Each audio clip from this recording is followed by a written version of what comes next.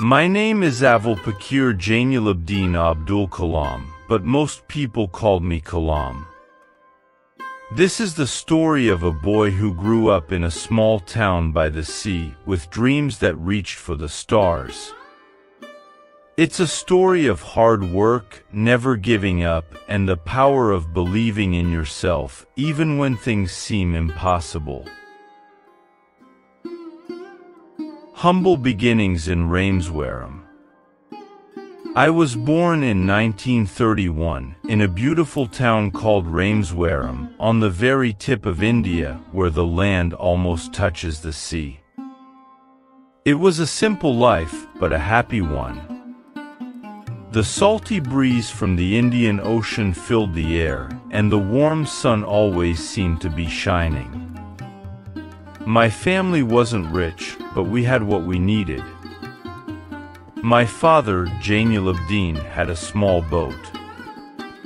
He wasn't a captain of a big ship, but he worked hard every day, taking people back and forth across the water on a bridge called Pumban Bridge. My mother, Ashyama, was the heart of our home. She always took care of us, making sure we had food to eat and clothes to wear. She also filled our home with love and kindness. Life wasn't always easy. There were times when we didn't have a lot of money. But my parents always made sure we had enough to eat and a roof over our heads. More importantly, they taught me valuable lessons.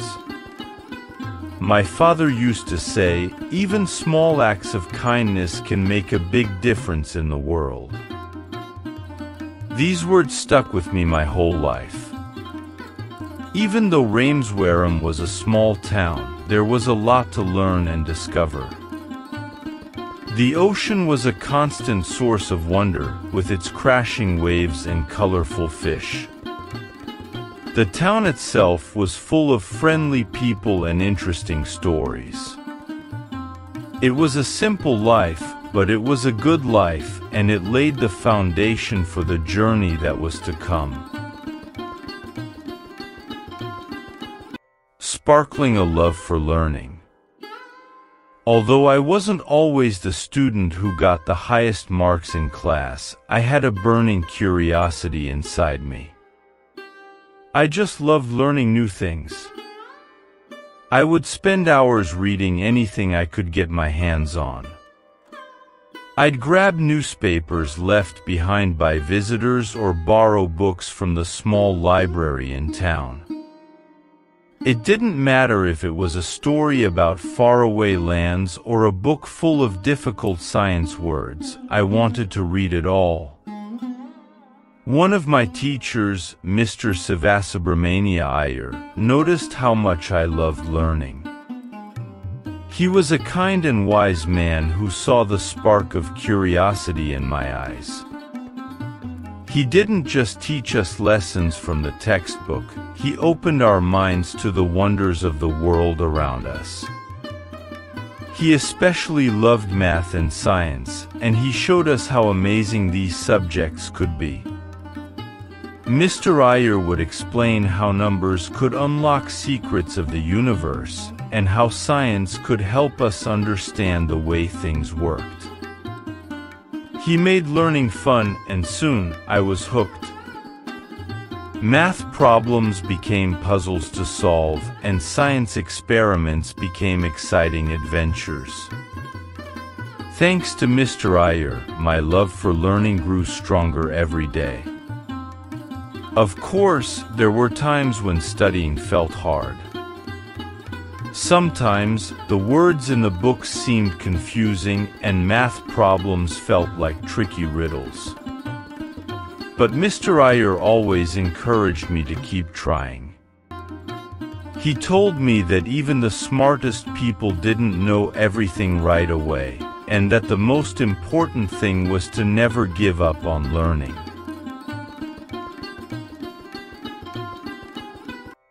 Struggles and sacrifices. Life wasn't always filled with sunshine and learning new things. Sometimes things got tough for our family. Money became tight, and it felt like there wasn't enough to go around. To help out, I started working after school. I would sell newspapers on the street, calling out the headlines to catch people's attention. It wasn't the easiest job, especially on hot days or when it rained. But every rupee I earned helped my family. Even with the extra money, we still had to be careful with what we bought. New clothes or toys weren't always an option. But my parents never complained. They knew that working hard was important, and they wanted to give me the best chance to succeed in school. However, working didn't mean I stopped studying. After finishing my work, I would find a quiet spot under a street lamp or at home and open my books. The light might have been dim, but my desire to learn was bright. My parents understood this. Even though they may have needed me to help with chores, they always encouraged me to keep studying. They knew that education was the key to a better future, not just for me, but for our whole family. There were times when I felt discouraged. Maybe I didn't understand a difficult lesson, or maybe I didn't have the right book to finish a project. But seeing my parents' hard work and their belief in me kept me going. They never pressured me to get perfect grades, but they always supported me and encouraged me to keep trying. Their love and sacrifices made all the difference, and it fueled my determination to succeed. Dreams take flight. Even with all the challenges, my dream of becoming an engineer never faded. I knew it wouldn't be easy. Getting into a good engineering college was like trying to climb a very tall mountain. Many smart students wanted the same thing, and there were only a few spots available. But I wasn't afraid of a challenge. I spent all my free time studying. I would wake up early before school and stay up late after finishing my chores and work. Textbooks became my best friends, and I practiced solving math problems until my head spun. The first time I took the entrance exam for engineering college, I didn't pass. I was disappointed, of course. It felt like all my hard work hadn't paid off. But then, I remembered what Mr. Iyer used to say: if failure is just a chance to learn and try again. Instead of giving up, I used this as a learning experience. I looked back at my mistakes, figured out what I could do better, and started studying even harder. I practiced solving even trickier problems and memorized important scientific facts. This time, I wouldn't let anything stop me. Finally, the day arrived when the results came out. My heart pounded as I opened the letter. And there it was, in black and white. I had been accepted into the Indian Institute of Technology, Madras, one of the best engineering colleges in India. It was a moment of pure joy. All the hard work, late nights, and early mornings had finally paid off. My dream of becoming an engineer was one step closer to becoming reality. Building a nation's dreams. IIT Madras was a whole new world for me. It was a place filled with brilliant students from all over India, all eager to learn and make a difference. The professors were some of the smartest people I had ever met, and they challenged us to think beyond the textbooks.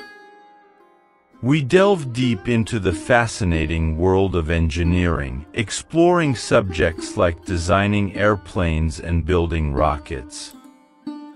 Every problem we solved felt like a mini adventure, and every challenge we overcame was a victory. We spent hours in workshops, getting our hands dirty building things and putting our knowledge to the test. It wasn't always easy, but it was always exciting. I learned so much during my time at IIT Madras, not just about engineering, but also about teamwork, perseverance, and the power of collaboration. After graduating, I knew I wanted to use my knowledge to help build something special, something that would benefit all of India. I joined the Indian Defence Research Organization, a group of passionate scientists dedicated to developing India's own space program and missile technology. Back then, many countries relied on others to launch their satellites or build rockets. We wanted India to be self-sufficient, a nation capable of achieving great things in space exploration and defense. It wasn't just about building rockets, it was about building a nation's dream. We were a team of young, enthusiastic scientists, working tirelessly to make India a leader in science and technology. We shared our knowledge, learned from each other's mistakes, and celebrated each other's successes. The atmosphere was electric, fueled by our collective passion and determination. The first big project I worked on was the Rohini, India's first indigenously built rocket. It wasn't a giant, fancy rocket, but it was a huge step forward for India's space program. Seeing the Rohini launch successfully was a moment of immense pride. It proved that India had the brains, the talent, and the resources to compete with the best in the world. This was just the beginning. Over the years, I was fortunate to be part of many more groundbreaking projects, including the SLV-3, India's first satellite launch vehicle. The day the SLV-3 blasted off, carrying a satellite into space, was truly unforgettable.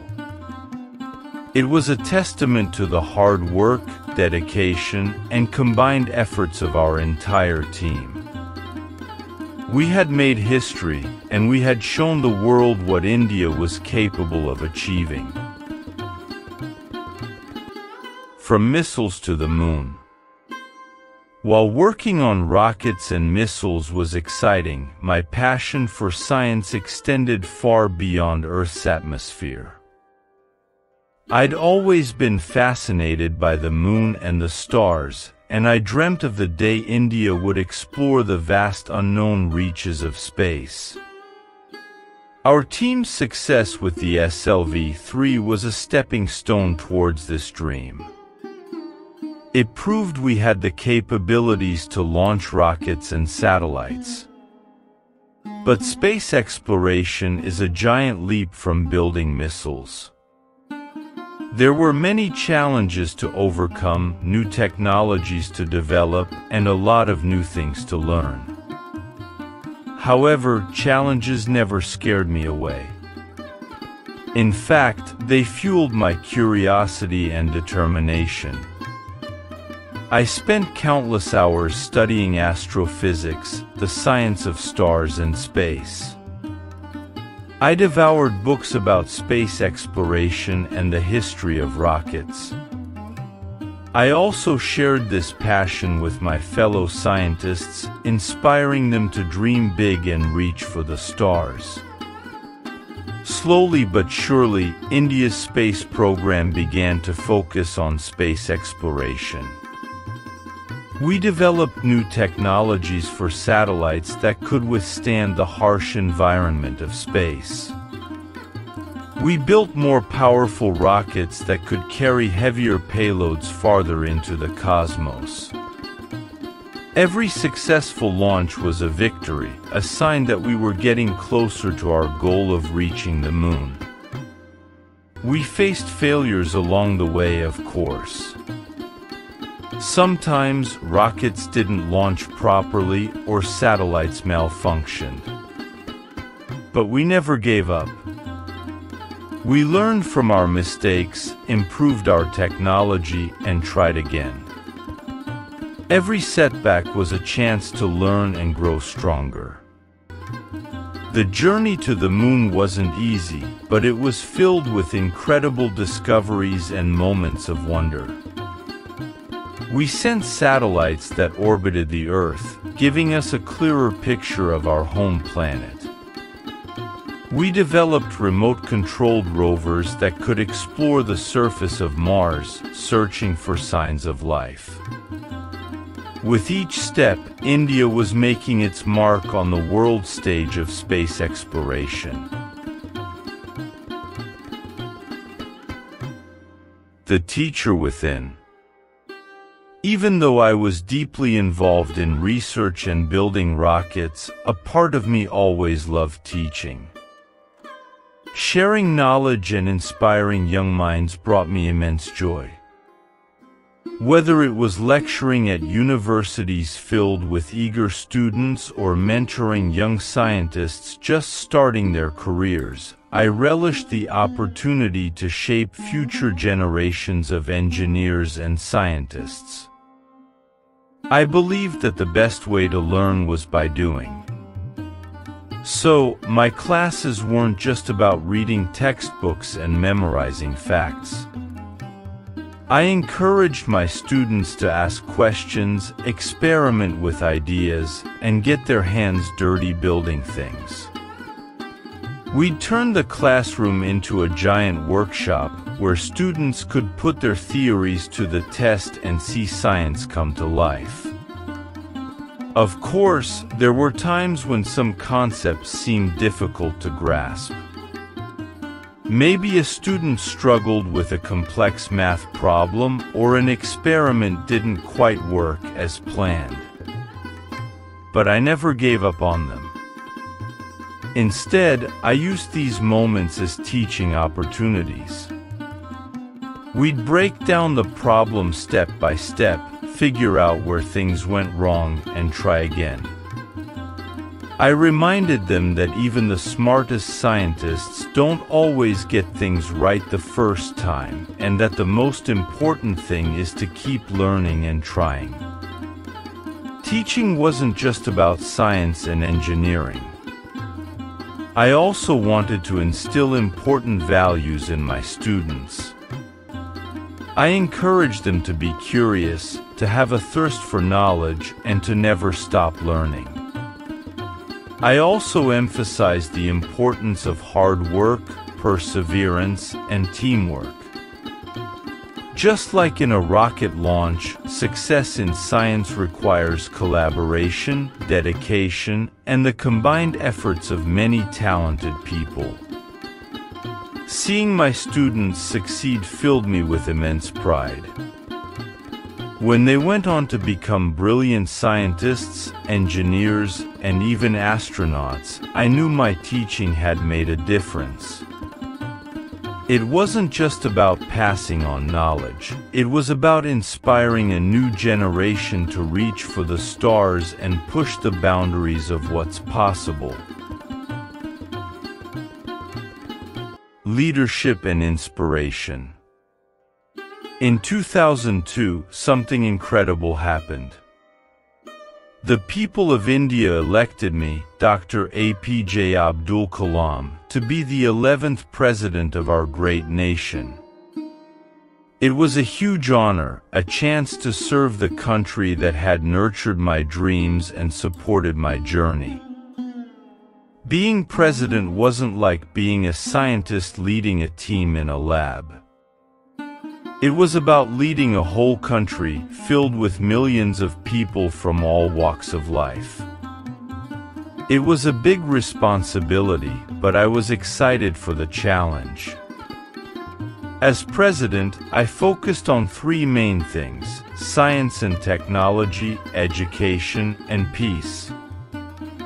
I knew that science and technology held the key to a brighter future for India.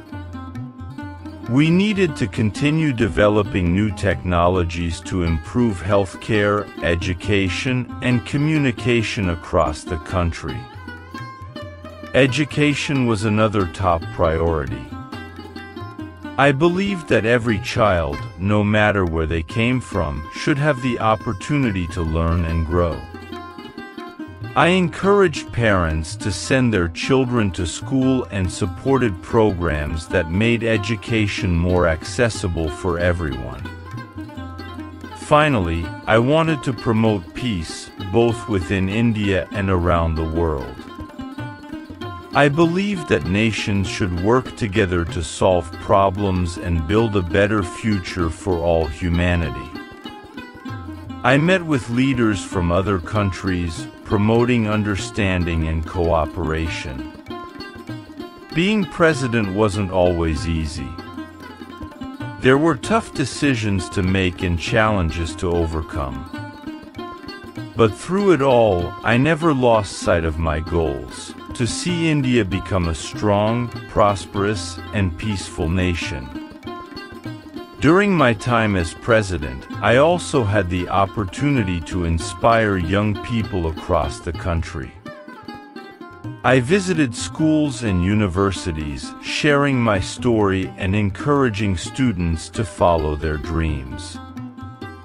I wanted them to know that no matter their background or circumstances, they could achieve great things with hard work and determination. My journey as president was an incredible experience. It allowed me to serve my country in a new way and make a difference on a larger scale. But even after leaving office, I continued to work for a better future for India and the world. A legacy of perseverance. My life's journey has been filled with ups and downs, moments of great joy and times of difficulty. It's a story that shows the power of hard work, the importance of learning, and the magic that happens when you never give up on your dreams. From a young boy selling newspapers to the President of India, my path wasn't always easy. But through it all, I held on to my curiosity and love of science. I never stopped learning, asking questions, and trying new things. Even when faced with challenges, I used them as opportunities to grow and improve. Looking back, I hope my story inspires you. It doesn't matter where you come from or what your circumstances are. If you set your mind to something and work hard, you can achieve great things. Remember, even small steps can take you on a giant journey. So keep learning, keep dreaming, and never stop reaching for the stars.